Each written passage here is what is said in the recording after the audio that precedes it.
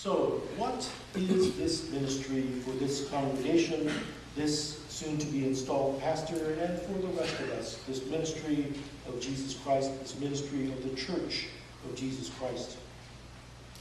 The Word of God might be saying to us, well, it's what you're already doing.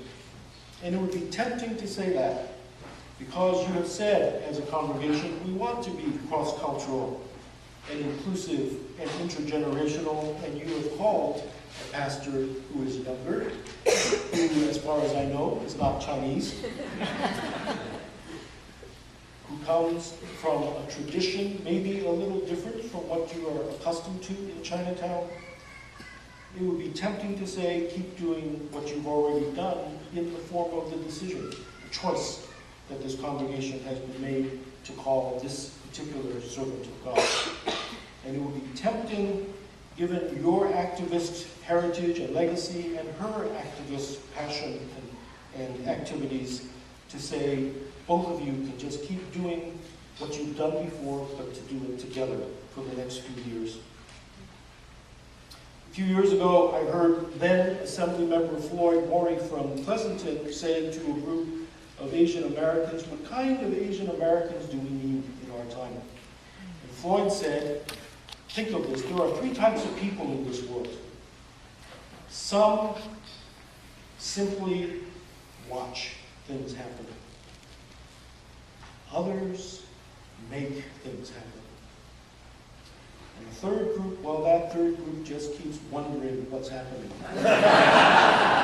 Don't go through life watching what's happening or wondering what's happening. We need more Asian Americans to make things happen. It would be tempting to echo Floyd Morey's words by saying, this is the kind of congregation that delights in knowing that in the past it made things happen here in Chinatown and beyond, in the denomination and beyond. It would be tempting to say that. Floyd would probably be pleased with that, but it wouldn't be true to the passages that we read for today. And after all, the question for us is not what do we want to say about this ministry that we have, but what's the Word of God for us as this ministry gets underway and as this congregation continues. Isaiah says to his people, behold, God is doing a new thing. He doesn't say, behold, you all are doing a new thing. It's God says God is about to do a new thing.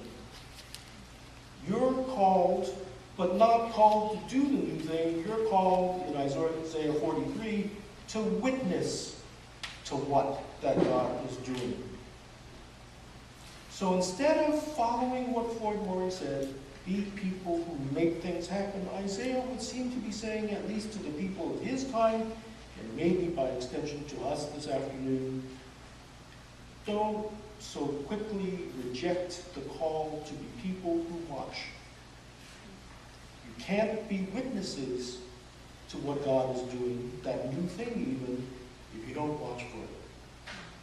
And Isaiah says, if you only watch for things that you're used to or what you're accustomed to, the recognizable things, the things of old, you'll miss it. Yes, I, Yahweh, am the God who made a path through the wilderness, who parted the waters, but if you expect for me to free people, to bring people back from exile, to bring new life to tired people, just in those ways you will miss the new thing I'm doing. So part of the call of this church is to realize that you are not simply called to make things happen, but to watch for new ways that God is doing new things.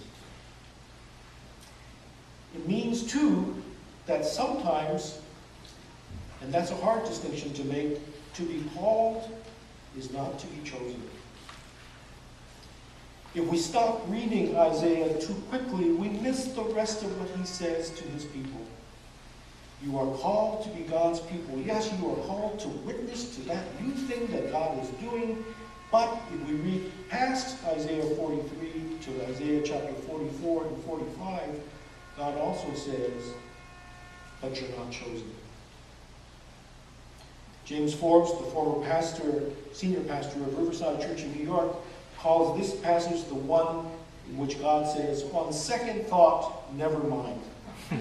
On second thought, when I take a look at who I chose, on second thought, when I called Israel and they didn't talk to me much, on second thought, those should not be the ones I choose to be my servants.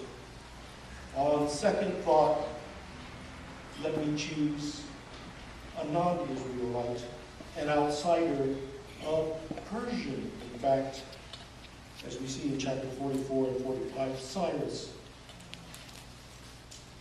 Not one of the recognized chosen people. Not one of those who was supposed to be a servant of God. But Isaiah says to the people of his time, God says to you for now, never mind. And instead, watch for what my servant, the one that I have chosen now, Cyrus, is doing on my behalf. To bring in what I'm trying to bring into being. The words are disturbing for the chosen people because as you read in 44 and 45, Cyrus is described as my chosen, my anointed, or in some translations, my Messiah.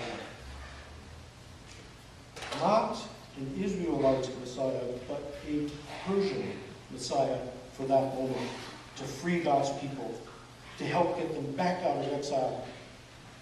Not to bring them back necessarily to their former status or their state. But through this outsider, God's new thing will come into being. On second thought, God's going to choose a different servant.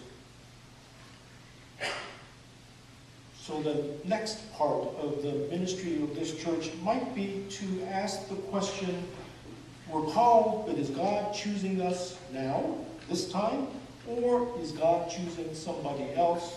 Which may mean sometimes we will not lead, but we will follow as a congregation, as a community of faith.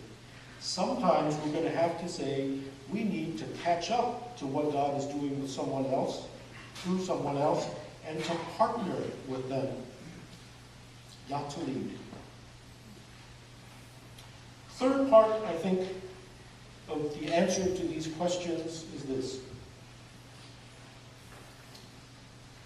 The ministry of this church, unlike what Floyd Morey was saying to his crowd, needs to also include wondering what's happening. It's a discernment ministry.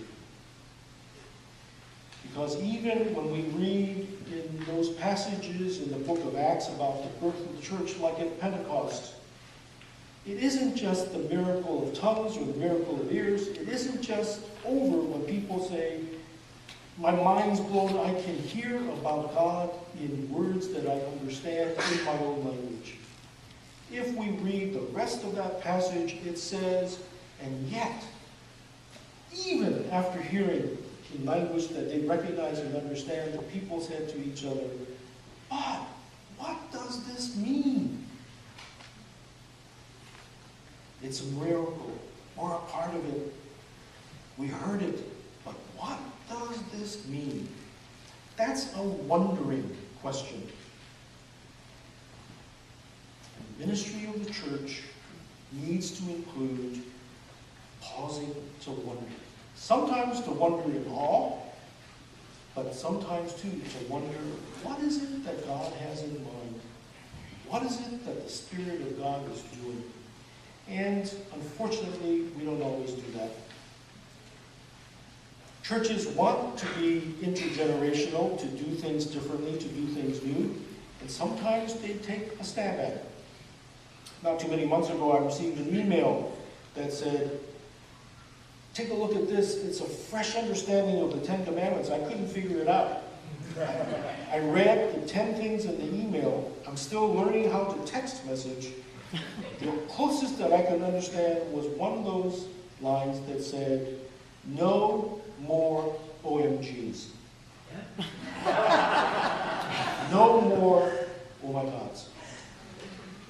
And I thought, well, yeah, this is fresh. And it is an attempt to communicate our faith in some new, fresh language, which probably makes sense to somebody sooner than to somebody else.